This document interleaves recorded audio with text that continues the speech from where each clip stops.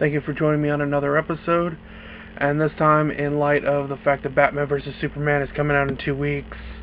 We have Captain America Civil War coming up in May, we have X-Men Apocalypse, we have Suicide Squad, we have Doctor Strange in November. I've decided to focus on superhero video games from the original Xbox. Now, I'm going to talk about these not kind of in depth, but not really. So, I'm going to start with some games I'm not a big fan of. Well, first off, I've been big on comic books ever since I was about 5 or 6. I grew up in the Fox Kids era where you could watch Batman, the animated series, Superman, the animated series, The Adventures of Batman and Robin.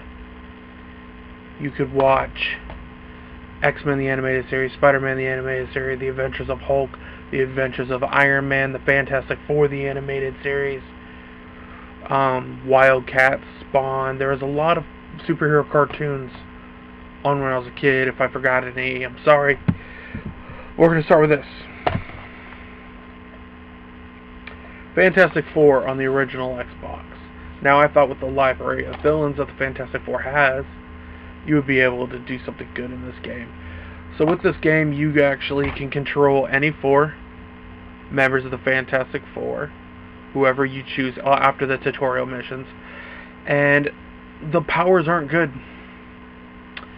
Not at all. They are really not good. I got bored playing the game. I only played it halfway through.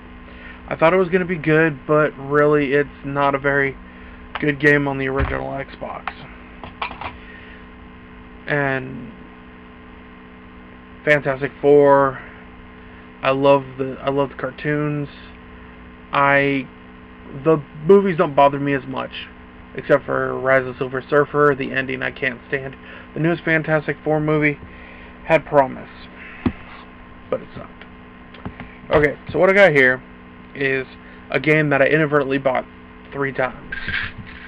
First time I bought it off Amazon, I got the wrong copy. Then I forgot I ordered one off Amazon, so I picked one up at Goodwill. So I have 3 copies of this.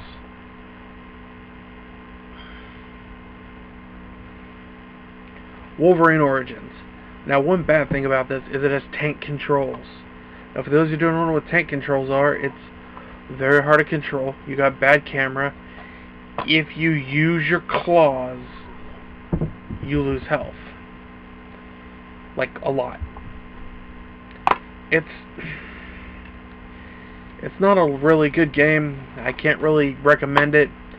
If anything, I would recommend the Wolverine game on the Xbox 360 and PS3. By the way, I'm a huge X-Men fan, so these 2 games I'm going to spend some time talking about. One of them is the precursor to Marvel Ultimate Alliance. Now, I don't have the first one, but I do have this one. XMen Legends 2, Rise of Apocalypse. I thought it'd be good to talk about this, since we have X-Men Apocalypse coming out this year. Now, in this game, you can control X-Men characters and Brotherhood characters. It's top view, which reminds you of Marvel Ultimate Alliance or Marvel Heroes. But the powers are really good. The attacks are good. And you have flying characters, you have brawlers, you have energy characters. This is one of the better X-Men games. I played X-Men Destiny, it wasn't that good. But this, I love this game. Especially when you can have, like, Magneto, Juggernaut, Wolverine, and, like, Bishop on the same team. Now, it's made by Activision, which Activision, to me, made some good games. And superhero games especially. But it's a really good game.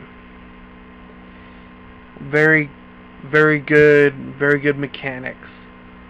But what I really wanted to spend this video on was talking about this game. Now, with Batman vs. Superman coming out, a lot of people look at the history of the 2 franchises when it comes to video games. When you think of Batman, you think of the good Batman games, which would be the Arkham games. Arkham Knight, which had some issues. Arkham City, which is the best in the franchise. Arkham Asylum, Arkham Origins. And then you have Superman games, which there ain't many good Superman games, especially once the Superman 64 is in the Hall of Shame for one of the worst video games ever. Now, Batman and Superman, with the new movie coming out, the video games, both franchises have had crappy video games. In my Game Finds video, I talked about the crappy Batman game that I got. But this game, I thought I'd talk about it. Since there's not rumors. They're probably going to set up the Justice League in Batman vs. Superman, because they're going to do this whole shared universe thing. This is on the original Xbox, also on the PS2, and it's on the Nintendo DS.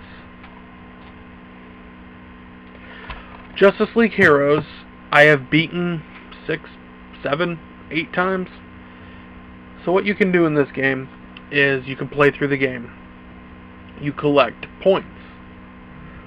And you could buy collectibles inside the game. Like you could unlock Aquaman, Hawkman, Green Lantern Hal Jordan, because in the game you get Jon Stewart, and I do not like Jon Stewart. You can also unlock Kyle Rayner. You can get the different Batman costumes. I normally have Batman wear the Batman Beyond costume because I love Batman Beyond. So in the game, you can pick from different characters. Certain missions you're stuck playing certain characters. The first one you're Batman and Superman. But you collect orbs. And with these orbs, you can level up your characters. So you can make Batman, Superman, Green Lantern, Zatanna, the Martian Manhunter, the Flash, Green Lantern, Wonder Woman. You can give them all powered up. But once you beat the game, what I would tell people to do is go through easy, go all the way through, beat it. Go through medium, go all the way through and beat it, and do hard, because you can keep the character you beat the game with. And then you can keep playing. And what I really like about the game is it starts off with Brainiac. And you think Brainiac is going to be the big villain of the game. And as you're playing through, you get to go to different areas. You get to go to interdimensional universes. You get to go to the Watchtower.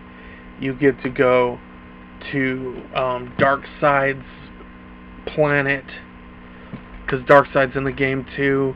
You get to fight a lot of the Justice League villains, and what's really cool is I love the fact of the combat. The combat's really good, so it's an action-adventure RPG. And to me, some of the best characters in here, like I love Batman, but Batman's not really overpowered once you level him up. Superman is.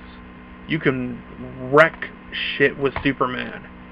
But I like being the Green Lantern, because he has a machine gun, he has a hammer, he has a protection shield, and then you could just upgrade everything with these little globes and make every power pop. Now I like it also because even Wonder Woman, she's a good character, and you can have all this stuff to upgrade. And it's my favorite Justice League game. I played it years ago, and then I recently re-got it. And then me and my girlfriend, we sat through and we played it co-op. It's a co-op game, so you can play by yourself or you can play it with a friend, which is awesome. And you could actually play with up to 4 people. Now, nowadays you have the DC Universe Online, but in DC Universe Online you cannot play as the Justice League characters. And this, I think, was the last Justice League game. It's a very good game. I just thought that in the light of Batman vs. Superman coming out, that I would talk about this, because it is a very good, and I think it predates Justice League Unlimited, the TV show. And I just really wanted to talk about that. But while I'm on this subject, I'm going to mention a couple games that I like, that I don't have in my collection. One of them would be Maximum Carnage, Venom, Spider-Man on the Super Nintendo Sega Genesis. I think that's a very good game for superhero style. Another one would have to be the Marvel Ultimate Alliance series. If you get the second one on Xbox Live, you actually get to have the hidden characters that you cannot get if you buy a physical copy. So me and my girlfriend are playing it right now, and we're using Carnage as one of the characters, and we're using Cable and Juggernaut. That game is really fun. I've beaten the first one a couple times. We're working on beating the second one. Of course, there's Marvel Heroes, which I love that game. It's only on the PC though, but you can get it through Steam. Back in the NES, there's a lot of bad superhero games, and of course, you want to stay away from anything that says LJN. That's freaking horrible. But on the original PlayStation, there was Spider-Man and Spider-Man 2 Enter Electro, which were two really good Spider-Man games. Very good gameplay. I just thought they were just really good games. The New Adventures of Batman and Robin, it's a little higher up in price these days, but that game's really good for the Super Nintendo and the Sega Genesis. But on the Super Nintendo, it's not that expensive. If you get Batman Returns, it's a beat 'em up, so it's completely different than the other Batman games. And of course, there's the Batman on the NES, which I do own. It is a very good game. It's kind of difficult, especially with the Ninja Gaiden style jumps, but it's a really good game. And I love superheroes in general. I'm probably going to do a superhero response video after I see Batman vs. Superman. I just wanted to put this video out to let you guys know about some superhero games on the original Xbox, especially Justice League Heroes. Let you people know exactly what kind of game it is, how good it is, and I will see you next time on Chucky's Funhouse. Thank you for watching, and I will see you next time.